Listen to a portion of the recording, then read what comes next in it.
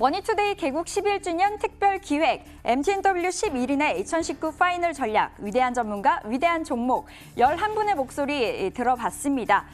코스피 물어봤습니다. 코스피 현 주가 대비 추가적인 상승 여력 있을까? 이에 대해서 거의 대부분의 전문가 91%가 최악의 구간이 지나갔다. 저평가 매력이 부각이 된다라면서 더 간다를 택했습니다. 자, 코스닥도 물어봤습니다. 코스닥에서는요, 역시나 추가 상승 여력 있을까라는 질문에 더 간다. 82% 훨씬 더 우세한 모습이었습니다. 성장 산업으로 이 중심의 랠리를 기대해도 좋다라는 의견이 나왔습니다. 이어서 4분기에는 중소형주 아니면 이 대형주, 당신의 선택은에서는요, 거의 대부분이요, 또 저평가 바닥 탈출, 중소형주를 기대한다라면서 중소형주를 택했습니다. 2019년 이 파이널을 장식할 업종도 물어봤습니다. 탑3 그중에서 꼽아봤는데요. IT 반도체, 그리고 자동차 부품, 통신, 5G가 선택이 됐습니다. 그렇다면 이번에 이 파이널을 장식할 테마를 물어봤습니다. 그 테마에서는요, 역시나 이 전기수소차 그리고 5G와 이 남북 경협이 높게 차지하는 모습을 볼 수가 있었습니다. 아무래도 최근 테마 중심의 장세가 이어지다 보니까 더 관심이 많이 가실 듯한데요. 테마 들여다보면요, 공동 3위 두 개가 올라왔는데 조선과 5G, 2위에는 IT와 반도체, 그리고 1위에는 남북 경협이 올라왔습니다. 자, 1위의 남북 경협부터 자세히 보겠습니다.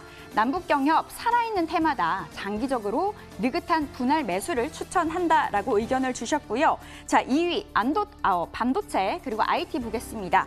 이 전 고점을 돌파할 듯이라고 봤습니다. 삼성전자는 42,000원에서 42,500원에서 48,000원 사이, 그리고 SK하이닉스는 7만 원에서 8만 원 사이에 매수를 추천해 주셨습니다. 자, 3위 보겠습니다. 3위는 조선과 5G죠. 조선 업황 반등세가 이어지고 있다. 앞으로 계속 순항할 것이다 라는 의견으로 공동으로 탑픽을 주셨습니다. 삼성중공업 나왔고요. 자, 5G 상승 여력 역시나 아직 충분하다. 다만 조정 가능성 좀 있다라는 의견이었습니다. 공동 탑픽 두 종목이네요. KMW 그리고 RFHIC가 올라왔습니다. 자, 계속해서 살펴보겠습니다. 연말까지 깜짝으로 다크호스가 될 탑3 종목을 꼽아봤는데요. 일단 강민 전문가, 동양 P&F, KMW, 아프리카TV를, 강현수 전문가는 로보로보, 대아TI 두 종목 꼽았고요. 그리고 필식 김도영 전문가는요, 지노믹트리, EST, 그리고 FR특을 꼽았습니다. 자, 계속해서 보자면 김원호 전문가, 코미팜, 링크제니시스, SNK 폴리텍, 그리고 정주 전문가, NCN, 셀트리온, 캠시스, 정현 전문가는요, 푸른기술, 파워넷, 일신석재를 택했습니다. 자, 최명성 전문가, JNK 히터, 성창 오토텍, JST나를 택했습니다. 자, 이렇게 개국 특집으로 11분의 전문가 목소리 들어봤습니다. 예, 머니투데이 방송 개국 11주년 특집 본격적으로 시작을 하겠습니다. 저희 오늘 하루 다양한 코너들이 준비가 되어 있으니까 다양한 목소리를 들으실 수 있고요. 지금 투자자로서 이제 2019년을 살면서 가장 사실 큰 화두는 G2 간의 무역 전쟁입니다. 지난해 3월에 이 일이 불거질 때도 역시 이게 무역의 얘기가 아니라 패권 경쟁이기 때문에 간단하게 끝날 문제가 아니라고 말씀을 드렸는데요. 무역 전쟁 그리고 미국과 중국 G2 투자 전략 집중적으로 분석하겠습니다. 오성진 조인에셋 글로벌 자산운용 대표 함께하겠습니다. 대표님 어서 오십시오. 네, 안녕하십니까. 네. 네. 아니 미국이 사고치고 중국이랑 그렇게 툭닥툭닥 하고 있는 사이에 우리 증시나 다른 증시는 충격을 받는데 올해를 보면 어쨌든 미증시하고 중국 증시는 꽤 올랐다면서요. 네. 네, 그러게요. 일단 G2 증시 움직임부터 좀 체크해 주세요. 네. 네. 2018년은 무역 전쟁이라는 게 이슈였다고 보면 네. 2019년은 협상과 타결 이런 쪽을 향해서 가는 건데 협상과 갈등이 반복되는 상황이라고 볼 수 있겠습니다. 차트일스 보시면 작년 미국 증시 큰 폭의 하락세를 보였고요. 그보다 더 높은 하락세를 보인 것이 한국 증시와 중국 증시가 가장 큰 타격을 보았습니다. 올해 들어서는 협상 모드가 점진적으로 나오고 있고요. 중간중간 갈등 요인이 나오고 있긴 하지만 여전히 반등 장세입니다. 미국 같은 경우에는 벌써 작년 하락분의 3배를 만회하고 상승한 반면에 중국은 봤더니 한 70에서 80% 정도 복원을 한 것 같아요. 근데 이제 한국 증시하고 홍콩, 여러분이 아시는 것처럼 이 두 증시는 상당히 복원을 하지 못하고 있는 그런 상황이라고 볼 수 있습니다. 회색, 하늘색으로 보이는 게 예. 2018년 지난해고요. 예. 빨간색이 올해 상황입니다. 예.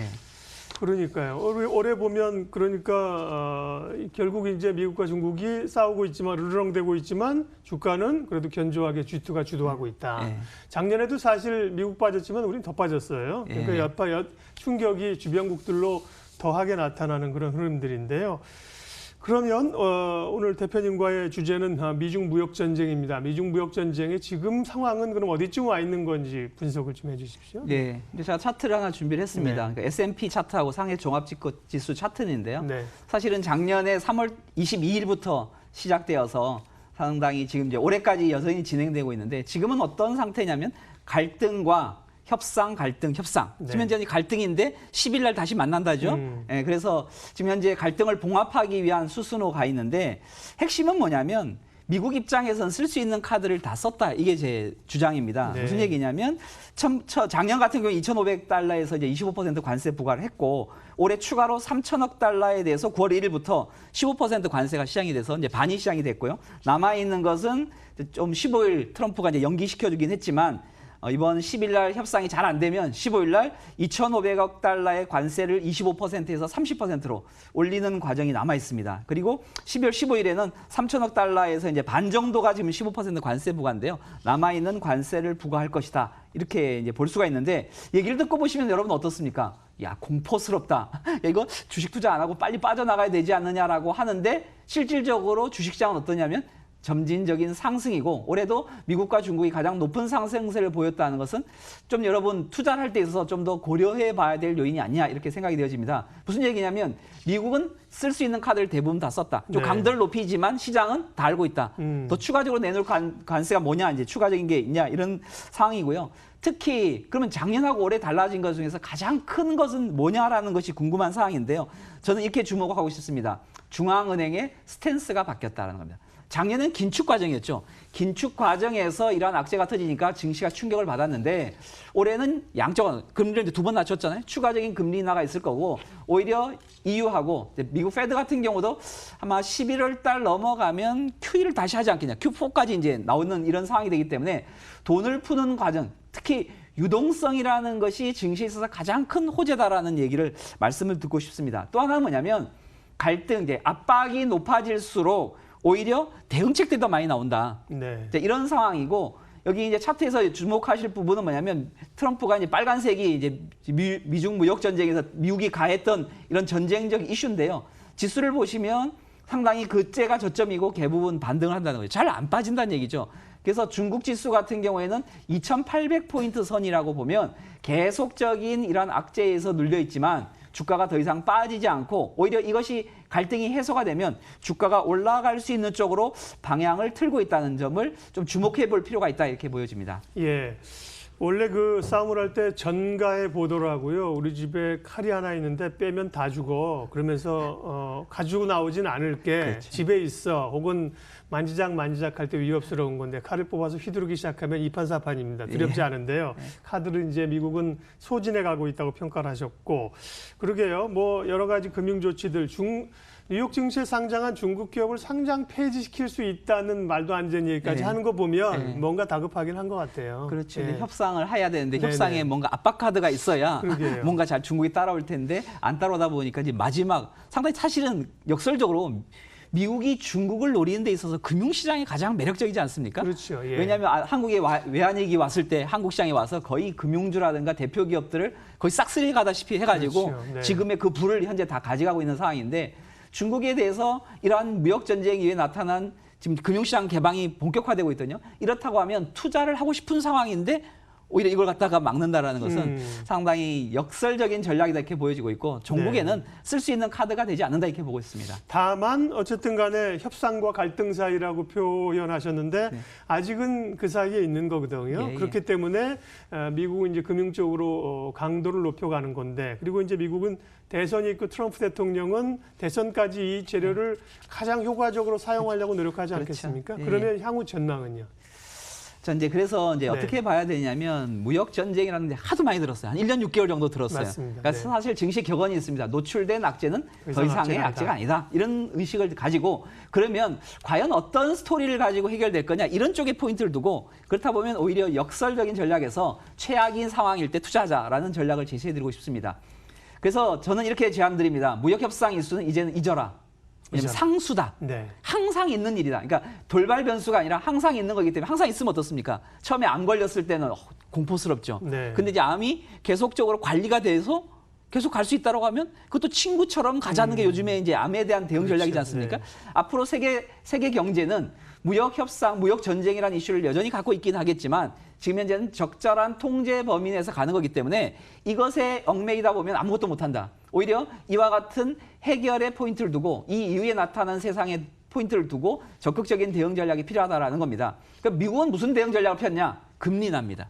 금리 날 카드를 뽑았는데 왜냐하면 수입 물가가 올라가니까 미국에 있는 서민들이 돈을 쓸 수 있는 여력이 없잖아요. 그러니까 금리를 낮춰주면 모기지 사회이기 때문에 오히려 이자에 대한 부담이 줄어들면서 그것이 소비로 가기 때문에 균형점을 맞아 들어 있는 상황이라 이렇게 보고 있고요.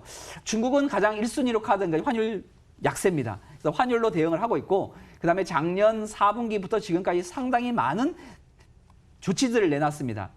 미국 금리 한번 볼까요? 미국이 썼던 카드인데요. 금리 보시면 1차 금리 인상을 했을 때가 2015년 12월 달인데요. 2.3%였어요. 지금 금리가 1.6%예요. 그러니까 9차례 올렸던 금리 인상을 다 무위로 만들고 2번 금리 인하하면서 저보다 더 밑에 떨어져 있다는 얘기죠.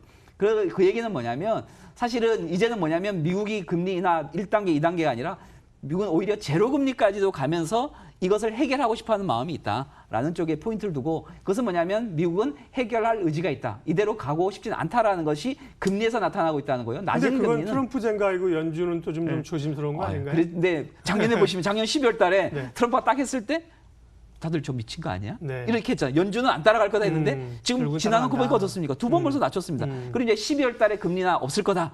네. 이제 이런 게 이제 지금 페드가 이제 저항인데 트럼프는 금리나 12월 달뿐만 아니라 내년 1분기에도 또 해야 된다. 이런 예. 주장을 피고 있거든요. 그렇다 보면 금리 인하는 지속형으로 봐야 된다 이렇게 보고 있고 그러면 글로벌 전체에 다시 Q1, 2, 3, 4까지 연결되는 이러한 유동성 보강의 포인트를 둬야 될 거라고 보여집니다. 중국은 위안화 약세를 선택을 했죠. 근데 위안화 약세는 7위안을 지키려고 그렇게 노력을 했는데 예. 약세를 선택하기도 약세를 용인했다 이렇게 봐야 될 것 같고 또 하나는 뭐냐면 7위안 밑으로 깨고 나왔던 적이 언제냐면 2008년이에요. 글로벌 금융위기 왔던 수준까지도 위안화 약세를 시켰다는 얘기는 뭐냐면 사실은 중국은 역설적으로 그만큼 어려운 상황이다. 그래서 약세를 통해서 어떠한 돌파구를 찾고 있다라는 쪽에 포인트를 둔다고 하면 결론은 뭐냐면 무역 전쟁이라는 이슈는 협상과 갈등이 번복되지만 중립 변수로 보고 여기에서 장기적인 흐름 속에서 투자의 기회를 찾아보는 것이 투자 전략이다. 이렇게 제안드리고 싶습니다. 네, MTN 개국 11주년 특집 오성진 대표님과 함께하고 있습니다. 예, 사실은 뭐 무역전쟁 얘기가 계속해서 어깨를 짓누르고 있고 투자자들에게 부담스러운 얘기인데 대표님 말씀을 듣다 보니까 워낙 뭐 강력하게 흡입력 있게 말씀을 하셔서 빨려 들어가고 있습니다. 예, 그 주제가 무역전쟁과 G2 투자 전략입니다. 무역전쟁에 관한 얘기들은 상수로 여기고 가라고 말씀하셨고요. 그러면 투자처로서의 G2, 미국과 중국에 대한 얘기를 더 후속으로 하겠습니다. 최근에는 이제 중국보다는 사실 미국 투자에 훨씬 더 많은 관심과 자금들이 들어가는데 네. 먼저 중국부터 얘기를 하죠. 그러면 중국 증시는 중국 경제는 그럼 이런 걸 돌파하고 갈 수 있을까? 중국 증시 상황이나 전망은 어떻습니까? 네, 그래서 이제 지금 이제 가장 핵심적으로 봐야 될 것은 경제입니다. 펀더멘탈입니다. 네. 항상 이런 이제 정치적인 이벤트가 지나고 나면 펀더멘탈에 주목을 할 수밖에 없는데요. 지금 펀더멘탈 보면 항상 보면 이제 제조업 지수를 보잖아요. 네. 제조업 지수를 보는데 미국이 상당히 제조업 지수가 급격히 떨어지고 있어요. 근데 중국은 슬금슬금 바닥을 치리고 올라오고 있는 상황이라는 점이 주목해야 될 포인트라고 볼 수 있겠고요. 두 번째는 뭐냐면 경기 선행지수입니다. 중국은 매를 미리 맞았어요. 네. 그래서 선행지수 차트를 보시면 바닥을 치고 올라오고 있는 상황이고요. 미국은 현재 여전히 후행적으로 떨어지고 있는 상황이다. 그러니까 누가 더 무역 전쟁에 있어서 불리하냐라고 하면 이제 그 여파가 미국의 펀더멘탈에 영향을 주기 시작했다라는 거고 오른쪽 차트를 보면 이제 네. 파란색은 고개를 살짝 들고 그렇죠. 올라오는데 네. 빨간색 미국은 아직까지 하향이다. 네. 그래서 이제 미리 맞은 중국과 네. 이제 지금 현재 본격적인 매를 맞고 있는 이제 미국의 펀더멘탈이라고 보게 되면 네. 미국도 여기서 그대로 계속적으로 이 상황을 끌고 가긴 힘들다. 어떻든 봉합 그러니까 타결보다는 어느 정도 일정 부분의 부분 봉합을 해가면서 경제를 살리는 쪽으로 가지 않겠느냐라고 이렇게 보고 접근해야 될 겁니다. 결국 뭐냐? 경기고요. 두 번째는 기업의 실적입니다. 그리고 밸류에이션. 이 요인이 예. 투자해야 될 때 항상 뭐 알파 오메가죠. 우리 주식 투자 전략이기 때문에 이제는 그래서 아까 제가 너무나도 1년 반 동안 끌었던 무역 전쟁이라는 이슈를 덮자. 그리고 이제 펀더멘탈과 기업들의 실적을 보고 접근하자라는 제안이 제가 특별히 당부드리고 싶은 포인트라고 할 수 그럼 있겠습니다. 그런 시각으로 경기나 실적이나 밸류로 봤을 때 중국 증시는 지금 할 만한 수준인가요? 아, 중국은 싸죠. 아, 그런가요? 그러니까 중국 예. PR이 이제 포워드 PR로 보면 10.5배입니다. 네. 이제 과거 중국 비싸다, 2015년 비싸다 할 때 28배, 뭐 20배 이랬고요. 미국 같은 경우도 19배, 20배 이렇게 했던 거잖아요. 상당히 지금 많이 떨어져 있습니다. 미국이 네. 한 13배 정도 떨어져 있고요. 중국 같은 경우가 지금 10.5배 정도 수준이기 때문에 네. 상당히 중국은 싸다라는 거고요. 한국도 밸류에이션 싸다 이런 얘기가 많이 하잖아요. 이제 예. 반등의 논리 할 때 싸다는 논리인데 한국도 싸지만 중국도 훨씬 더 싸다. 이런 얘기고 그렇다 보면 중국은 근데 왜 싼가라는 거죠. 그냥 싸다고 보죠. 싼 게는 이제 우리나라 속담이 있죠. 싼 게 비지떡이다. 네. 싼더니 안 올라간다. 이런 고민들 많이 하게 되는데요. 그냥 싸면 안 되죠. 좋은 게 싸야죠. 그렇죠. 맞아요. 그래서 좋은 게 앞으로- 싸져야죠. 그렇죠. 예. 이제 앞으로 좋아질 수 있는데 두 가지 포인트에서 제가 말씀드리고 싶습니다. 중국은 첫 번째는 금융정책입니다. 네. 금융정책에서 포인트는 뭐냐면 돈을 풀고 있다는 거죠. 미국도 풀고 있지만 중국도 역시 함께 풀고 있다는 겁니다. 이게 가장 큰 주식 입장에서는 제일 좋은 거예요. 유동성이라는 게 제일 좋은 거고요. 두 번째는 뭐냐면 중국이 시장을 오픈하고 있다는 겁니다. 그래서 가장 보수적인 펀드가 MSCI EM 지수. 이게 패시브 펀드들이 벤치마크하는 지수지 않습니까? 네. 그러니까 FTSE 러셀 지수가 올해 편입이 시작이 됐고요. 그다음에 S&P 다우 지수도 편입이 됐어요. 그리고 MSCI EM 지수는 작년에 편입이 했다가 올해 20%까지 확대를 하고 있다는 있죠. 거죠. 예. 그러니까 이렇게 되다 보니까 외국인들이 중국 증시로 들어오면서 또 중국은 유동성을 낮추고 금리 인하를 하면서 올리기 때문에 밸류에이션은 점진적으로 올라갈 수 있는 여건을 충분히 만들었다. 그러니까 밸류에이션은 혼자 갈 수 없으니까 뭐냐면 펀더멘탈이 돼야 된다는 거죠. 그러니까 펀더멘탈 되기 위해서는 중국이 재정 정책을 적극적으로 피고 있습니다. 중국 정부는 상당히 돈이 많아요. 중앙정부 같은 경우에는.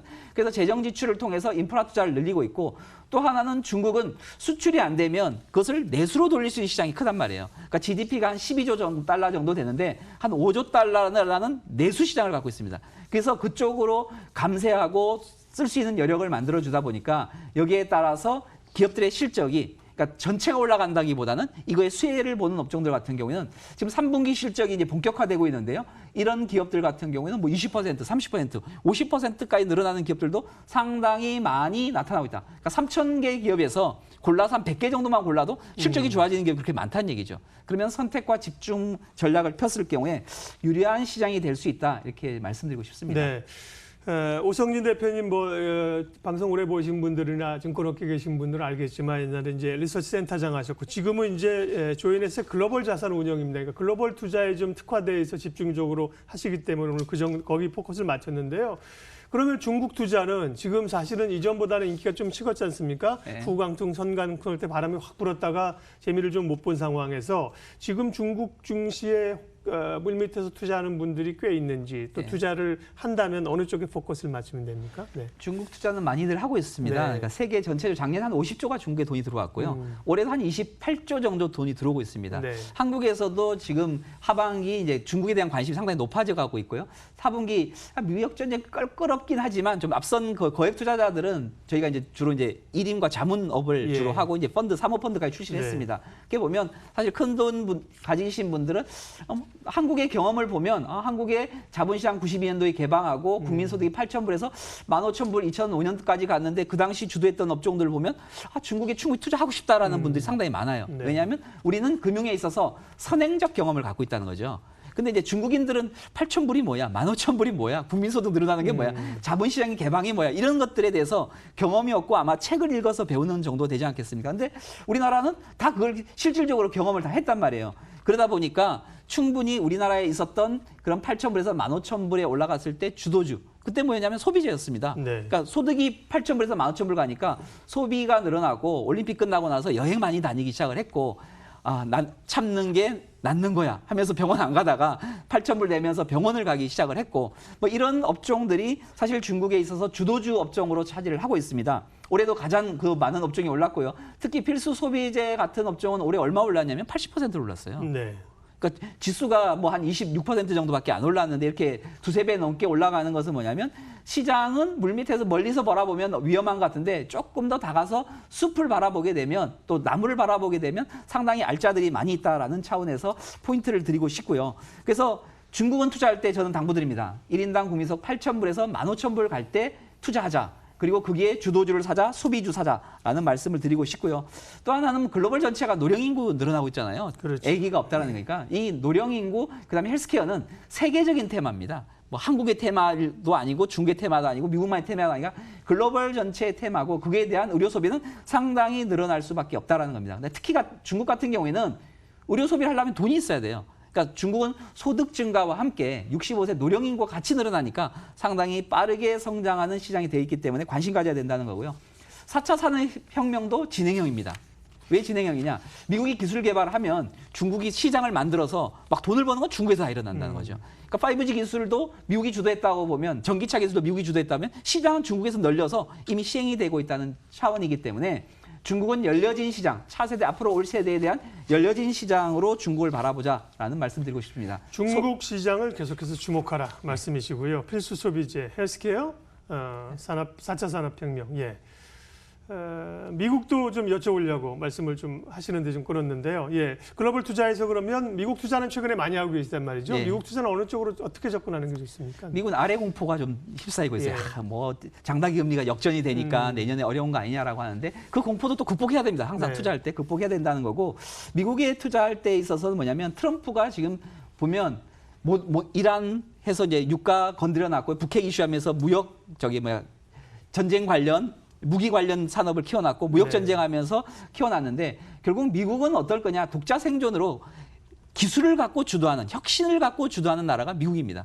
그리고 두 번째는 뭐냐면 미국에 있는 제품들은 세계 모든 세계인들이 다 사용한다는 겁니다. 아침에 일어나면 뭐 쓰냐면 안드로이드 쓰고요. 구글 쓰고요. 아침에 출근하면 마이크로소프트 쓰고요. 네. 그다음 점심에 스타벅스 먹고요. 맥도날드 가고요. 자, 이런 게 미국은 소비주와 4차 산업혁명, 헬스케어 이 세 가지도 역시 마찬가지로 미국이 주도하는 거기 때문에 미국의 주도주 관점에서 집중하는 것이 좋겠다라고 말씀드리고 싶습니다. 네, 개국 11주년 특집 글로벌 G2 간의 무역 전쟁의 향방 그리고 G2 투자 전략 오늘은 오성진 조인에셋 글로벌 자산운용 대표 함께했습니다. 수고하셨습니다. 네, 감사합니다.